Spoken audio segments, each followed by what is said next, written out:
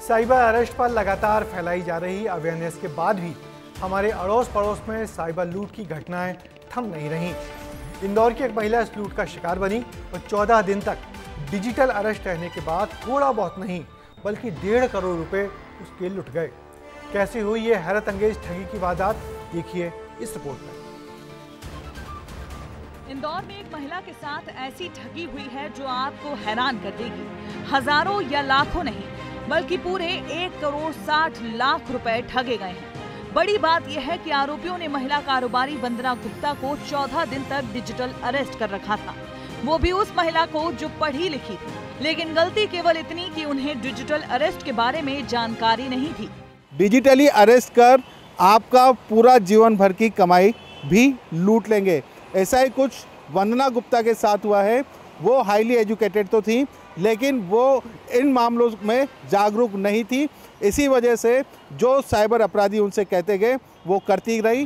खाकी वर्दी पहने किसी अनजान का फोन आए और वो दावा करे कि आपके खिलाफ शिकायत दर्ज हो चुकी है, तो आप डरे नहीं बल्कि सतर्क रहें। ठग आपको आसानी से झांसा दे सकते हैं। वंदना गुप्ता के पास भी ऐसा ही फ्रॉड कॉल आया था। सिंपल कॉल था, उसमें उनको बताया गया कि वो दिल्ली सीआईडी से बोल रहे हैं और नरेश गोयल का जो मनी लॉन्ड्रिंग का केस है उसमें आपके ट्रांजैक्शंस जो हैं वो मिले हैं और आपसे पूछताछ की जानी है। फिर उनको व्हाट्सएप पे कॉल आना शुरू हुए। व्हाट्सएप पे पूरा सेटअप पुलिस का दिखा और जो उनका ट्रेंड है वारदात का तरीका, उस हिसाब से उनने उनको डराना धमकाना शुरू किया। जैसे ही महिला झांसे में आने लगी तो उन पर एफडी तुड़वाकर गोल्ड लोन का दबाव बनाया गया।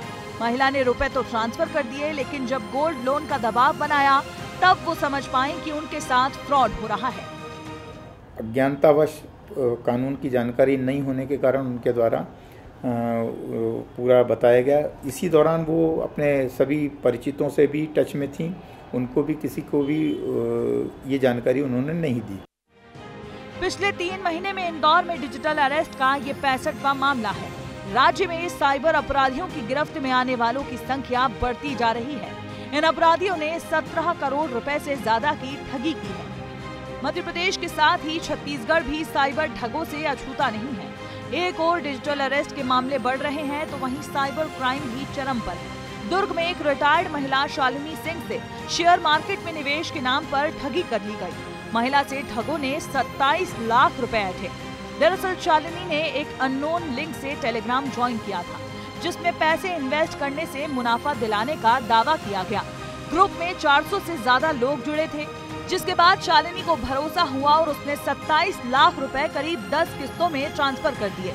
लेकिन जब उसने पैसे निकालने की बात की तो ठगों से उसको जवाब नहीं मिला और यहीं वो फंस गई। पुलिस से शिकायत दर्ज कराई। एक महिला प्रार्थिया ने आकर के रिपोर्ट दर्ज कराया कि उसको एक व्हाट्सएप ग्रुप में जोड़ के फिर उसके बाद टेलीग्राम ग्रुप में जोड़ करके उसको शेयर ट्रेडिंग के नाम पर अधिक मुनाफे का झांसा दे करके उससे 27 लाख रुपए की ठगी की गई है। साइबर ठग पुलिस के गिरफ्त में है, लेकिन इस खबर को दिखाने के पीछे हमारा मकसद आपको सतर्क करना है।